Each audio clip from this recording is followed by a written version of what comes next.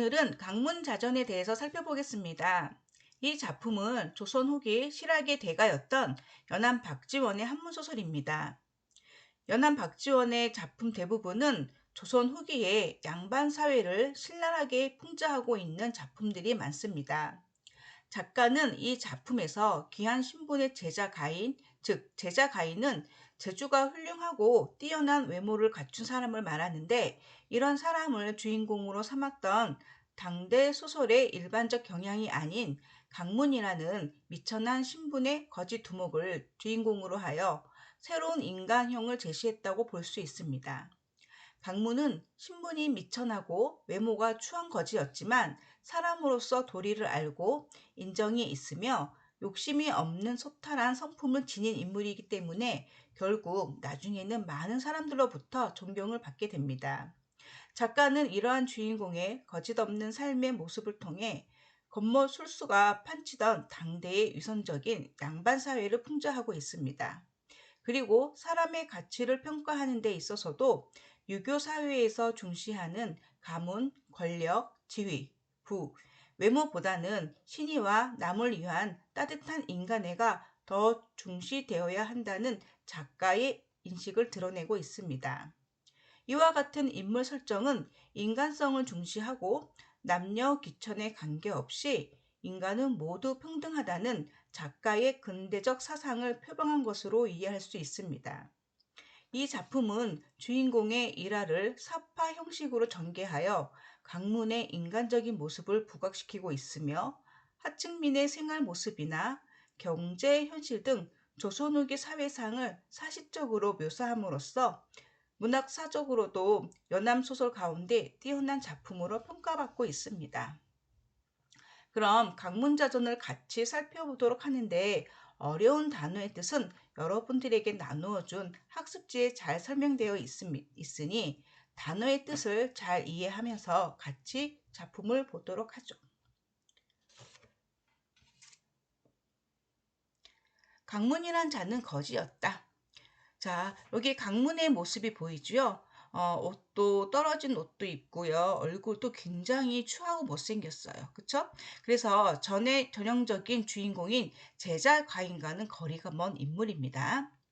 일찍이 종로의 저작거리에서 빌어먹고 다녔는데, 국어를 하여 먹고 다녔는데, 거지 아이들이 강문을 추대하여 패거리의 우두머리로 삼고 소굴을 지키게 한 적이 있었다.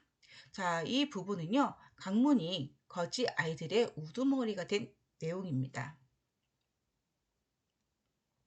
하루는 날이 몹시 차고 눈이 내리는데 거지 아이들이 다 함께 빌어 나가고 그중 한 아이만 병이 들어 따라가지 못했다. 조금 뒤 그 아이가 추위에 떨며 숨을 몰아쉬는데 그 목소리가 몹시 처량하였다. 강문이 너무도 불쌍하여 몸서 나가 밥을 빌어 왔는데, 추위에 떨고 있는 그 아픈 아이가 너무나 불쌍해서 강문이 직접 나가서 밥을 구걸하여 가지고 왔다고 합니다.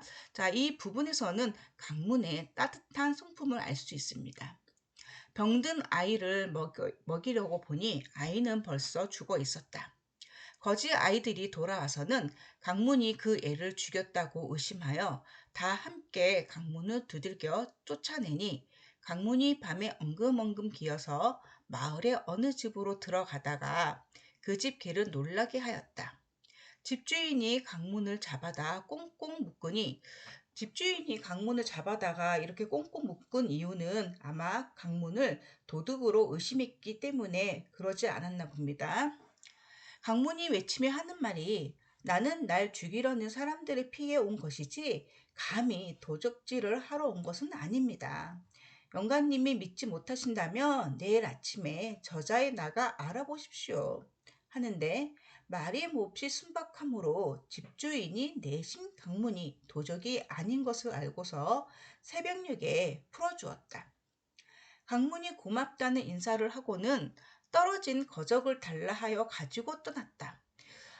이 떨어진 거적을 달라 한 이유는요, 죽은 아이의 시체를 묻어주기 위해서 강문이 집주인에게 좀 떨어진 거적이 있으면 달라고 한 부분입니다. 집주인이 끝내 몹시 이상히 여겨 그 뒤를 밟아 멀찍이서 바라보니 거지 아이들이 시체 하나를 끌고 수표교에 와서, 이 수표교는요 현재 오늘날의 종로에 있는 청계천 다리라고 보면 될 것 같습니다. 그 시체를 다리 밑으로 던져버리는데 강문이 다리 속에 숨어 있다가 떨어진 거적으로 그 시체를 싸서 가만히 짊어지고 가 서쪽 교회의 공동묘지에다 묻고서 울다가 중얼거리다가 하는 것이었다. 자, 이 부분에서는요, 거지 아이들의 행동과 강문의 행동을 비교해서 살펴봐야 될 것 같아요. 거지 아이들은요, 죽은 아이 시체를 그냥 다리 밑에 던져버렸어요. 하지만 강문은요, 그 시체를 거적에 싸서 공동묘지에 묻어주고 장례까지 치러줬죠. 그러면 여러분들 한번 생각해 보세요.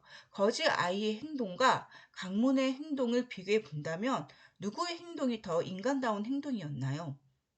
그렇죠. 강문의 행동이죠. 그래서 이 부분은요, 강문의 어떤 의로운 행동을 알아볼 수 있는 부분이었습니다.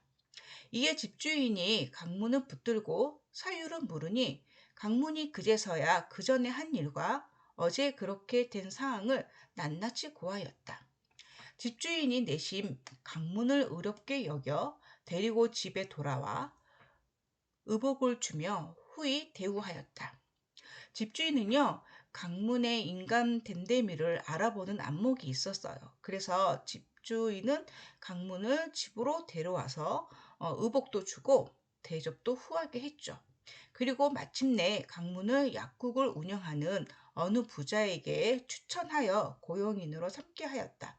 자, 이 부분도요, 강문이 굉장히 의롭다고 생각해서 집주인은 어느 부자에게 강문의 일자리를 좀 달라고 얘기를 합니다. 그 부분이에요. 그래서 여기까지는 누명을 쓰고 쫓겨난 강문의 됨됨이를 알게 된 집주인이 강문을 약국 부자에게 추천하는 부분입니다. 이 소설은요, 다른 일반 소설처럼 구성 단계가 발단, 전개, 위기, 절정, 결말 부분이 있는 것이 아니라 발단, 전개, 결말 이렇게 세 개의 단계로 나눠져 있습니다. 자, 앞에서 본 내용과 여기까지는 발단 단계에 해당하며 강문은 거지 아이를 죽였다는 누명을 쓰고 무리에게서 쫓겨나나 그의 의로운 행동을 알아본 집주인은 강문을 약국 부자에게 청구를 합니다. 자, 다음 내용 가겠습니다. 오랜 후 어느 날 그 부자가 문을 나서다 말고 자주자주 뒤로 돌아다 보다 도로 다시 방으로 들어가서 자물쇠가 걸렸나 안 걸렸나를 살펴본 다음 문을 나서는데 마음이 몹시 미심쩍은 눈치였다. 자, 이 부자의 행동에서 무엇을 알 수 있을까요? 굉장히 뭐라고 해야 되나요? 내 재물이 혹시 강문이라는 자가 가지고 갈까 말까? 아니면 강문이 정말 도둑일까 아닐까? 계속 이렇게 강문을 살펴보면서 자신의 어떤 그 재물을 잘 있는지 없는지 확인을 하고 또 거듭 확인을 하죠. 이렇게 부자가 자꾸 자기의 어떤 물건에 잘 있는지 없는지 확인하는 것은 강문을 믿지 못하는 행동이죠. 왜요? 그렇죠. 강문이 미천한 신분이 거지였기 때문에 이 약국 부자는요, 강문이 내 재산을 훔쳐갈 것 같아. 그래서 자꾸만 이렇게 미심쩍은 눈치를 보이고 있는 거죠. 자, 근데 사건이 터졌어요. 얼마 후 돌아와 깜짝 놀라며 강문을 물끄러미 살펴보면서 무슨 말을 하고자 하다가 안색이 달라지면서 그만두었다. 자, 깜짝 놀란 이유는요, 어, 부자의 돈이 없어졌어요. 네. 그래서 강문에게 이런 말을 하고 싶은 거예요. 혹시 네가 내 돈을 가져갔니? 이런 말을 하고 싶은데 그 말도 못하고 계속 강문을 물끄러미 살펴봅니다. 강문도 이상해요. 자꾸 약국 부자가 자기를 이상한 눈으로 쳐다보니까 무슨 영문인지 몰라서 날마다 아무 말도 못하고 지냈는데 그렇다고 또 약국을 그만두겠다는 말도 할 수 없었지요. 그래서 이 부자의 행동에 의아해하면서 강문은 자신의 일을 묵묵히 수행하고 있습니다. 그 후 며칠이 지나 부자의 처조카가 돈을 가지고 와 부자에게 돌려주며, 얼마 전 제가 아저씨께 돈을 빌리러 왔다가 마침 아저씨가 계시지 않아서 제멋대로 방에 들어가서 돈을 가져갔는데, 아마도 아저씨는 그 일을 모르셨을 것입니다. 당연히 모르죠. 누가 가져갔는지 모르는 상태에서 약국 부자는 강문이한테만 의심을 계속 강문이한테만 보내고 있잖아요. 근데 이제 처조카가 와서 한다는 말이, 아저씨가 안 계시는 사이에 제가 아저씨 돈을 가져갔습니다 하고 진실이 밝혔어요. 그래서 이 부분은 약국 부자의 돈이 없어진 까닭이 밝혀지는 부분이에요. 그래서 이 부자는 너무도 부끄러워서 강문에게, 나는 소인이다. 나는 진짜 마음이 좁은 소인이다. 이렇게 얘기하죠. 장자의 마음에 상처를 주었으니. 자, 장자라는 것은 강문을 빗대어서 표현하는 건데요. 장자는 덕망이 뛰어나고 경험이 많아 세상 일에 익숙한 어른을 말합니다. 나는 앞으로 너를 볼 낯이 없다. 자, 이 부분에서요, 약국 부자의 어떤 성품을 좀 파악할 수 있을 것 같아요. 대부분의 부자들은 오만하고, 또는 자기가 잘못을 저질렀어도 자기의 잘못을 잘 인정하지 않는데, 이 약국 부자는요, 자신의 잘못을 솔직하게 강문에게 털어놓고, 또는 사과하는 모습을 보였거든요. 그래서 이 약국 부자의 인성도 굉장히 좋은 사람이라고 좀 볼 수 있습니다. 그리고는 알고 지내는 여러 사람들과 다른 부자나 큰 장사치들에게 강문을 의로운 사람이라고 두루 칭찬하고, 또 여러 종실의 빈객들과 공경 문화의 측근들에게도 지나칠 만큼 칭찬을 해대니, 공경 문화의 측근들과 종실의 빈객들이 모두 이야기거리를 만들어서 밤이 되면 자기 주인에게 강문의 이야기를 들려주었다. 그래서 두어 달이 지나는 사이에 사대부까지도 모두 강문이 옛날에 훌륭한 사람과 같다는 이야기를 듣게 되었다. 그 당시에 서울 안에서는 모두 전날 강문을 후하게 대우한 집주인이 현명하여 사람을 알아본 것을 칭송함과 아울러 약국의 부자를 장자라고 더욱 칭찬하였다. 즉 무슨 말이냐면, 모든 사람들이 강문이 의롭다는 것을 알게 되었잖아요. 그래서 강문도 칭찬해주고, 그 다음에 강문의 어떤 사람 됨됨이를 알아본 집주인도 칭찬을 해주고, 그 다음에 강문에게 일자리를 준 약국 부자도 칭찬을 해줬다는 얘기예요. 자, 여기까지가 전개 부분에 해당되는데, 강문은 약국 부자에게 의심을 받았으나 누명을 벗고 유명해졌죠. 다음 문장입니다. 이때 돈놀이 하는 자들이, 자, 이 시대에 돈놀이 하는 자들, 현대에 와서는 사채업자라고 보면 될 것 같아요. 네. 머리꽂이, 옷비치, 의복, 가재도구 및 가옥, 전장, 노복 등의 문서를 저당 잡고서 봉값에 10분의 3이나 10분의 5를 쳐서 돈을 내주기 마련이었다. 자, 근데 여기 보니까 머리꽂이, 옷비치, 의복, 가재도구, 가옥, 전장, 노복 등의 문서는요, 돈이 될 만한 값진 것들이죠. 그래서 이런 것들을 저당 잡고서 돈을 내주었다는 얘기예요. 근데 강문이 빚보증을 서주는 경우에는 담보를 따지지 아니하고 청금이라도 단장에 내주곤 하였다. 왜요? 강문이가 신의가 있다고 모든 사람들이 생각했어요. 그래서 강문이 빚보증 서주게 되면은 이것저것 따지지 않고 단장 돈을 내주었다고 합니다. 그만큼 사람들은 강문이가 신의가 있다고 이렇게 믿었어요.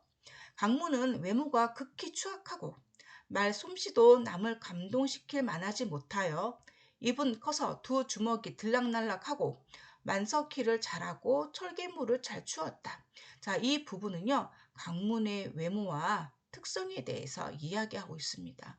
굉장히 외모가 추악하고, 그렇죠? 그 다음에 만석키, 인형놀이를 잘하고, 그 다음 철개무, 춤을 잘 췄다고 합니다. 그래서 이 부분은 강문의 외모와 특성에 대해서 잘 드러내고 있는 거죠. 우리나라 아이들이 서로 욕을 할 때면 네 형은 달문이다 라고 놀려댔는데, 달문은 강문의 또 다른 이름이었다. 아이들이 서로 욕할 때는요, 그 욕이 네 형은 달문이다 이렇게 놀려댔대요. 달문은 강문의 또 다른 이름이었는데요. 이렇게 강문을 가지고 놀린 이유는요, 뭐 때문이었을까요? 그렇죠. 강문의 못난 외모 때문에 아이들이 서로 욕을 할 때면 네 형은 달문이야 이렇게 놀렸다고 합니다. 그런데 아이들의 입에서 회자되는 것으로 미루어 강문이 그 당시에 유명한 인물임을 짐작할 수가 있습니다. 강문이 길을 가다가 싸우는 사람을 만나면 그도 역시 옷을 홀랑 벗고 싸움판에 뛰어들어 뭐라고 시부렁대면서 땅에 금을 그어 마치 누가 바르고 누가 틀리다는 것을 판정이라도 하는 듯한 신용을 하니 온 저자 사람들이 다 웃어대고 싸우던 자도 웃음이 터져서 어느새 싸움을 풀고 가버렸다. 자, 이 부분에서는요, 강문의 어떤 지혜로운 모습을 볼 수 있을 것 같은데요. 어떤 이렇게 싸우는 사람들이 있다면 직접 가서 말리는 것이 아니라 그도 우스꽝스럽게 옷을 홀랑 벗고 싸움판에 뛰어들어서 그냥 땅에다가 금을 그어서 네가 오라 내가 오라 이렇게 판정하는 듯한 흉내를 내니까 온 저작 사람들이 그 강문의 행동을 보고 웃어대잖아요. 그리고 싸우던 사람들도 웃음이 터져서 왜 싸웠지? 하는 그 싸움의 원인을 잊고 각자 풀고 집으로 가버렸다고 합니다. 자, 여기에서는요, 강문의 익살과 기주로 싸움을 말릴 줄 아는 강문의 지혜를 알 수가 있어요. 그렇죠? 자, 강문은 나이 40이 넘어서도 머리를 닦고 다녔다. 자, 옛날 사람들은요, 이렇게 결혼하지 않는 사람들은 이렇게 머리를 닦고 다녔다고 합니다. 결혼한 남성은요, 머리에 상투를 틀었죠. 그렇죠? 그러니까 머리 모양에 따라서 결혼을 했구나, 결혼을 하지 않았구나 이렇게 좀 알았다고 합니다. 근데 남들이 장가 가라고 권하면 하는 말이 잘생긴 얼굴은 누구나 좋아하는 법이다. 그러나 사내만 그런 것이 아니라 비록 여자라도 마찬가지다. 무슨 말이냐면 남자들이 예쁜 여자를 좋아하듯 여자들도 잘생긴 남자를 좋아한다. 즉, 이 말은요, 남녀가 인간으로서 대등한 권리를 지닌다고 본 작가의 어떤 남녀 평등 의식이 반영된 부분입니다. 그러기에 나는 본래 못생겨서 아예 용모를 꾸밀 생각을 하지 않는다. 용모에 신경 쓰지 않는다고 얘기하죠. 그래서 이 부분은요, 강모는 결혼이나 또는 이성에 연연하지 않고요, 자유롭게 사는 사람 같습니다. 남들이 집을 가지라고 권하면 나는 부모도 형제도 처자도 없는데 집을 가져 무엇하리. 더구나 나는 아침이면 소리 높여 노래를 부르며 저자에 들어갔다가 저물며 부귀한 집 공간에서 자는 게 보통인데 서울 안에 집 호수가 자그만치 8만 호다. 굉장히 많죠. 내가 날마다 자리를 바꾼다 해도 내 평생에는 다 못 자게 된다.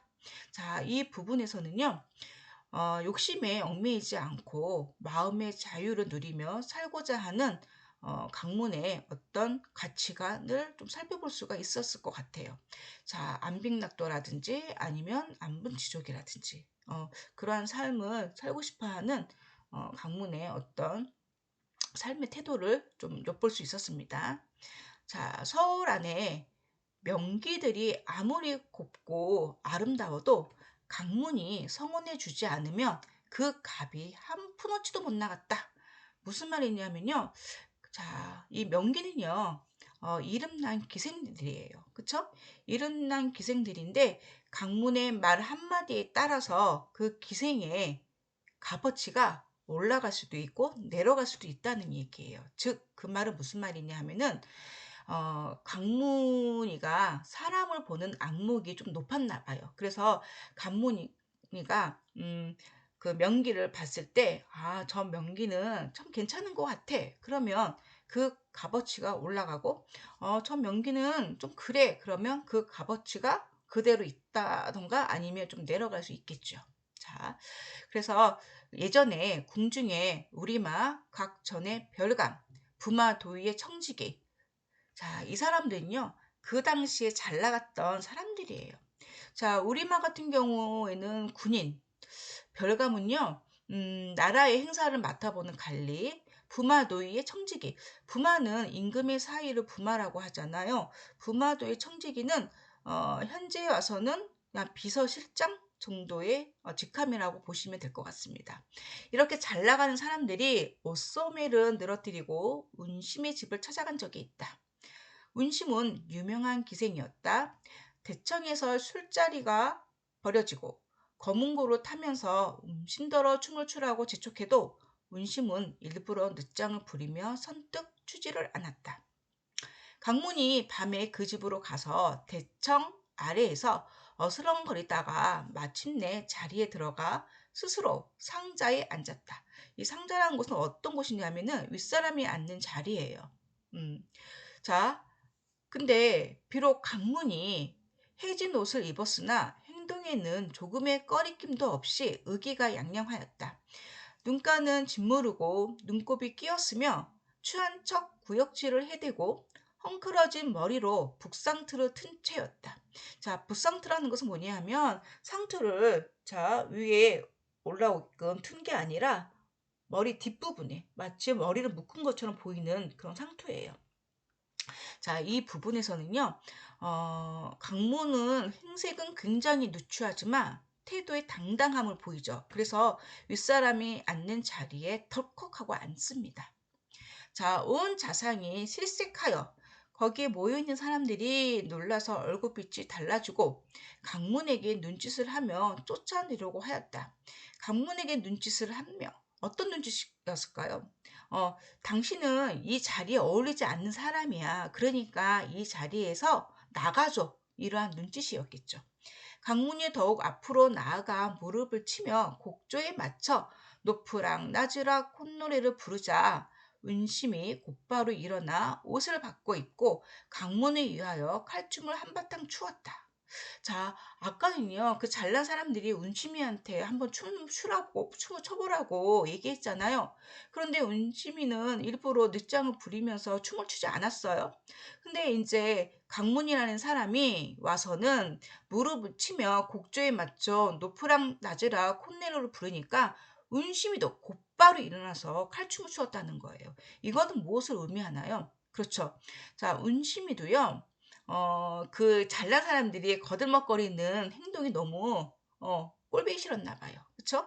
그래서 이렇게 강문이라는 사람은 좀 소문이 나 있잖아요. 좀 따뜻하고 지혜가 있고 인간애가 있고 또는 뭐 이렇게 흥을 돋굴 수 있는 그런 삶이라는 것을 이제 알고 있잖아요. 그래서 이 강문이라는 사람이 와서 이렇게 콧노래를 부르면서 박자를 맞춰주니까 운심이도 춤을 추고 싶은 거죠. 즉, 운심은요, 어떤 사람의 겉모습보다는 내면의 아름다움을 좀 뿜을 수 있는 그런 사람을 좋아한 것 같죠. 그래서 이제 강문이가 콧노래를 부르니까 바로 일어나서 춤을 춘 거죠. 자, 그리하여 온 자상이 모두 즐겁게 놀았을 뿐만 아니라 또한 강문과 벗을 맺고 헤어졌다.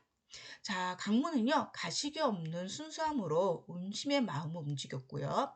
자, 여기까지가 이 글의 결말에 해당하는 부분입니다. 강문의 신이 있고 진실한 모습에 많은 사람들이 그를 좋아하게 되었다는 내용입니다. 자, 이 강문자전은요, 어려운 소설이 아니에요. 자, 인물의 어떤 일화를 통해서 그 인물에게 배울 점, 즉, 양반들에게 없는 것들이 강문에게 있는 거잖아요. 그쵸? 그게 무엇인가요? 바로 인간이죠. 강문은요, 자, 인간의 도리를 알고 지혜로우며 따뜻한 성품을 지녔어요. 그쵸? 그래서 강문에게 배울 점이 많은 거죠. 그 당시 양반들에게 볼 수 없는 모습을 강문을 통해서 우리가 배우는 거잖아요. 그래서 작가는 근대적인 인물로 새로운 인간형을 제시한 거죠. 조선 후기의 양반들을 풍자하고 비판을 할 수 있는 그러한 인물을 등장시켜서 작가가 하고 싶은 얘기를 강문을 통해서 보여준 겁니다. 자, 그러면 자, 이 소설의 어떤 전반적인 정리를 한번 해볼게요. 자, 이 사파는요, 선생님이 운심이가 춤을 추는 그 모습을 좀 그려놓은 건데, 운심이가 칼춤을 추고요. 강문도 되게 흥겨워하는 얼굴을 하고 있죠.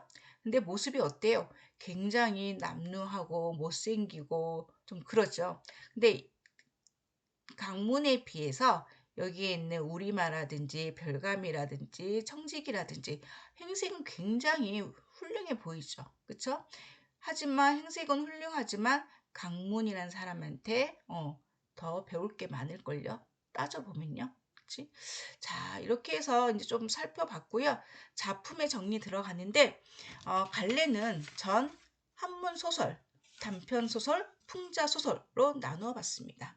자, 전이라는 것은요, 사마천의 사규로부터 출발한 것으로 본래 역사적 교훈을 목적으로 만들어졌는데, 역사적으로 자취가 뚜렷한 실존 인물이 전에 주된 대상이었던 것은 이러한 이유 때문이었어요.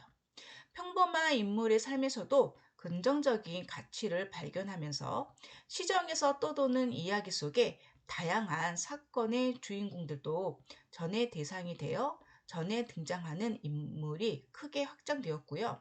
실은 박지원은요, 18살에 큰 병을 앓았다고 해요. 그래서 밤마다 집에서 부리던 사람들을 불러 저작거리에서 일어나는 일을 듣곤 했다고 합니다. 그때 당시 저작거리에서 유명했던 인물인 강문의 이야기를 들었고 또 실제로 만나기도 했다고 전해집니다. 박지원은 자신들이 들은 강문의 이야기를 생동감 있는 묘사와 현장감 넘치는 대사, 그리고 극적인 사건을 안배하여 다소 파격적인 전으로 형상화했다고 볼 수 있습니다. 한편 강문에 대한 기록은요, 조선 왕조 실록에서도 찾아볼 수가 있습니다. 당시의 지배 계층에게는 결코 긍정적일 수 없는 강문과 같은 시정의 인물을 택하여 작품의 전면에 내세운 데서 당시의 다양한 삶의 모습에 관심을 기울인 작가의 태도를 짐작할 수 있습니다. 다시 작품 정리로 돌아가서요. 자, 이 글의 성격은 사실적, 비판적, 풍자적입니다. 조선 후기의 사회상을 사실적으로 그렸고요. 그 다음에 양반들의 어떤 모습을 비판, 풍자하고 있기 때문에 성격을 사실적, 비판적, 풍자적으로 나누어 봤습니다. 배경은, 시간적 배경은 조선 후기, 공간은 한양의 종로 저작거리입니다. 시점은 전지적 작가 시점이고요. 주제는 신이 있고 정직한 삶에 대한 예찬입니다. 이 글의 특징을 세 가지로 나누어 봤는데요. 첫째는 제자 가인이 아니 비천한 인물을 주인공으로 삼았다는 것. 두 번째는 조선 후기 사회의 모습을 사실적으로 그렸다는 것.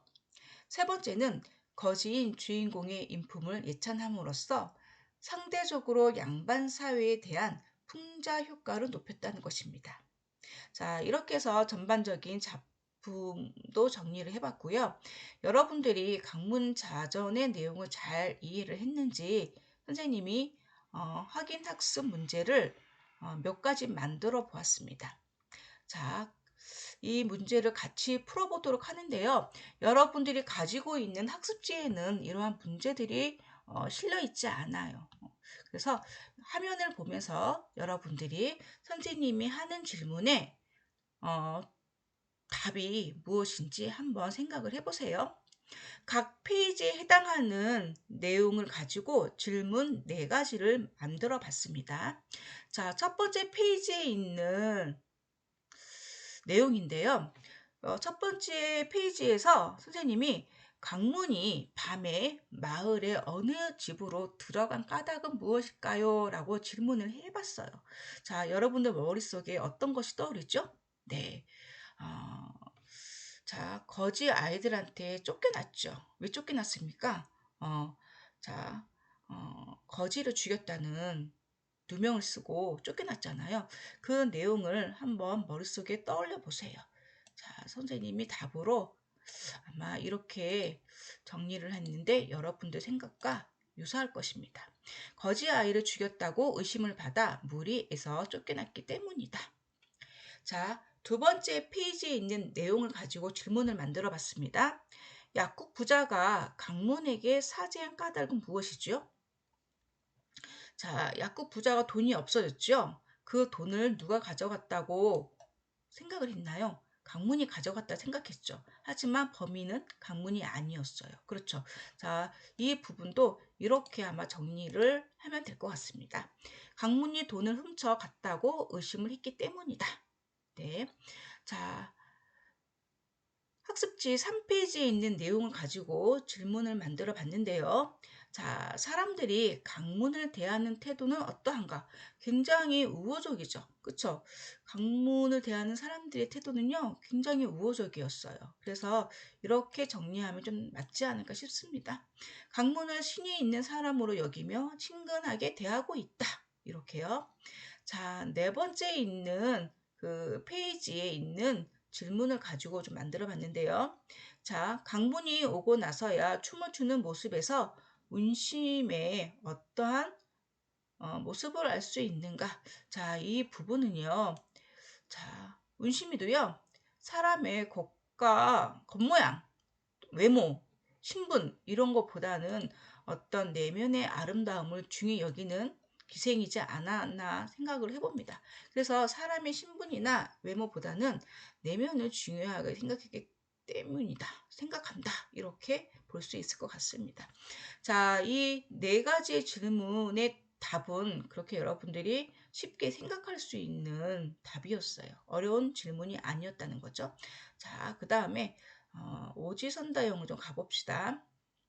자, 윗글에 대한 설명으로 적절한 것은?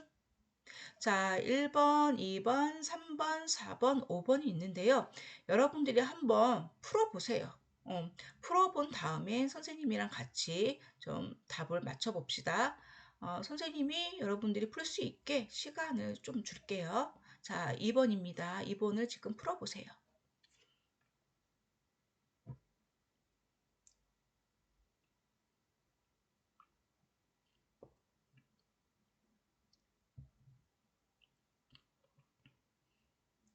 자, 2번 문제 같이 봅시다.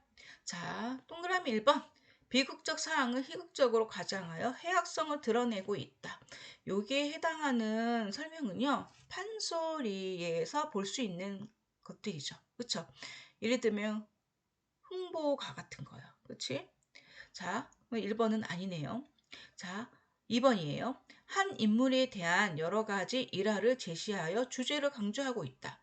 자, 강문이라는 자, 사람을 등장시켜서 여러 가지 일화를 제시하여 주제를 강조하고 있다. 이게 맞는 것 같아요.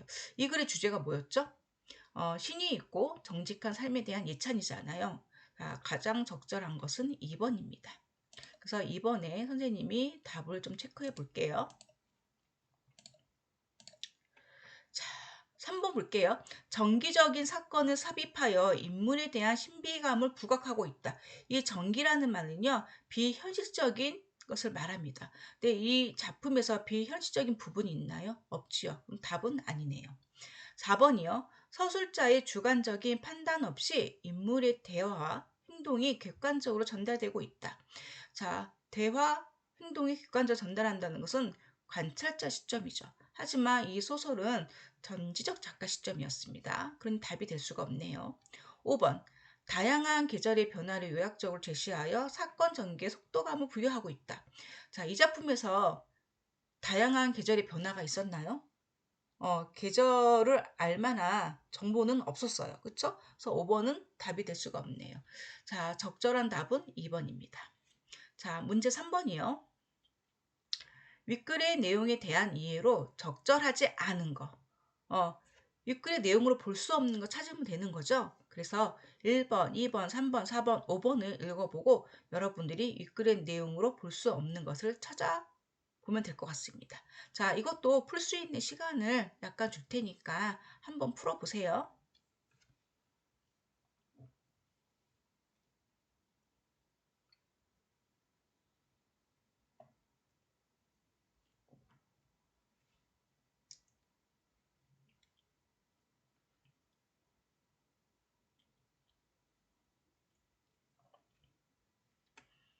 3번 같이 볼게요. 동그라미 1번이에요. 집주인은 강문의 행동이 이상하다고 생각하여 그를 미행하였다. 네, 본문 안에 있는 내용입니다. 동그라미 2번이요. 강문은 병든 아이를 죽였다는 오해를 받고 거짓 소굴에서 쫓겨났다. 네, 자, 이것도 위에 내용이 있었죠? 강문은 우스꽝스러운 행동을 하여 사람들의 싸움을 멈추게 하였다. 이것도 위에 있었고요. 부자는 자신의 처조카가 한 행동으로 인해 강문을 의심하게 되었다. 이것도 위 내용에 있었습니다. 자, 5번이요. 아이들은 자신이 강문의 동생이라고 불리는 것에 대해 자부심을 느꼈다. 자, 아이들이 싸울 때 서로 욕하는 것을 네 형은 닮은이지? 이렇게 얘기했잖아요. 그래서 이 부분은 자부심을 느꼈다는 것은 네, 아니죠. 적절하지 않은 거는 5번입니다. 자, 5번에 답 체크를 좀 해줄게요. 자, 문제 4번입니다. 자, 보기는 윗글의 주제에 대해 학생들이 토의한 내용이다. 적절한 것끼리 바르게 묶은 것은 자, 기역, 니은, 디귿, 리을 중에 적절한 내용이 있는 것을 바르게 묶은 거 찾으면 됩니다. 자, 기역, 니은, 디귿, 리을 내용을 읽어보고 그 다음에 적절한 것끼리 묶은 것을 한번 찾아보세요. 이거는 좀 내용이 길죠. 그래서 좀 풀 수 있는 시간을 좀 넉넉하게 줄게요. 지금 좀 풀어보세요.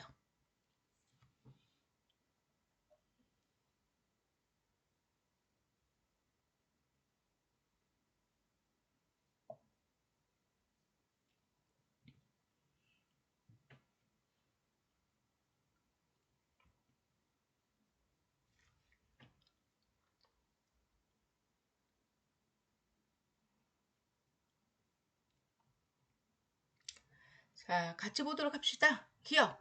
강문의 노래에 맞춰 춤추는 운심을 본 양반들이 강문과 벗이 된 것에서 가깝게 지낸 거잖아요. 근데 신분제도의 모순을 풍자하려는 작가의 의도를 엿볼 수 있다. 신분제도와 관련이 없죠. 자, 기억은 답이 아니네요. 자, 니은이요. 거지의 모습이지만 어진 인품을 가진 강문을 주인공으로 내세운 것에서 겉모습보다는 내면의 아름다움이 중요하다고 말하려는 작가의 의도를 엿볼 수 있다. 네, 이게 맞죠. 그쵸? 자, 여기에 답 표시 좀 선생님이 좀 해볼게요. 자, 디귿이에요. 돈놀이를 하는 자들이 강문의 보증이며 값비싼 담보 없이 돈을 빌려주는 것에서 삶에서 신의가 중요한 덕목임을 드러내고자 하는 작가의 생각을 엿볼 수 있다. 당연하죠. 가장 중요한 거는 신용, 신이잖아요. 그래서 이거는 맞는 답입니다. 그래서 적절한 것은 니은과 디귿이 있는 몇 번? 네, 여기 3번이 답입니다. 이렇게 표시를 할게요. 자, 근데 리을 보세요. 부자가 강문에 대해 한 말이 두어 달 지나는 사이에 사대부까지 알게 되는 것에서 남의 말을 할 때에는 조심해야 한다는 것을 드러내고자 하는 작가의 생각을 엿볼 수 있다. 전혀 상관이 없는 말이죠. 그래서 정답은 니은과 디귿이 있는 3번입니다. 자, 이제 여러분들 학습지 맨 뒷장에 가보면은 자, 학습 활동이 있습니다. 자, 학습 활동의 내용은요, 작성을 해서 리로스쿨 수행대회 국어 2학년 고전 읽기 A에서 2반에 입력하기 바랍니다. 자, 입력 시간은요, 5교시 끝나기 전까지 입력하면 될 것 같습니다. 자, 이야기 활동에서는요, 자, 강문이 유명해지기 전에 사건을 정리하여 작성하시오라고 되어 있는데, 거지아이의 사건과 약국에서 사건을 좀 간추려서 정리해 보면 될 것 같습니다. 자, 이 두 사건을 합쳐서 300자 이상으로 작성해 주기 바랍니다. 자, 가로 2번입니다. 다음 발언에 나타난 강문의 생각과 가치관을 작성하시오라고 되어 있는데요. 여기 보니까 두 가지를 좀 제시했어요. 잘생긴 얼굴은 누구나 좋아하는 법이다. 그러나 사내만 그런 것이 아니라 비록 여자라도 역시 마찬가지다. 그렇기에 나는 본래 못생겨서 아예 용모를 꾸밀 생각을 하지 않는다. 또 하나는요. 나는 부모도 형제도 처자도 없는데 집을 가져 무엇하리. 더구나 나는 아침이면 소리 높여 노래를 부르며 저자에 들어갔다가 저물며 부귀한지 문간에서 자는 게 보통인데 서울 안에 집 호수가 자그만치 8만 호다.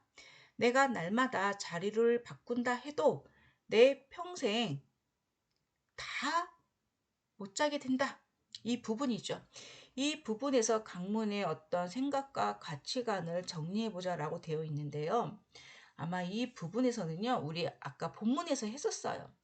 강문은 결혼 또는 이성에 연연해하지 않으며 용모에 신경 쓰지 않고요. 남녀가 대등한 권리를 갖고 있다고 생각하죠. 또는 재물의 욕심이 없으며 마음의 자유를 추구하며 살아가는 그러한 가치관을 가지고 있었어요. 자, 그러한 내용을 간단하게 간추려서 100자 이상으로 작성해 주기 바랍니다.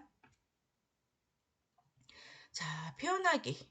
자, 자신의 주변 인물 중 한 사람을 골라 전을 작성해 보자 라고 되어 있는데요.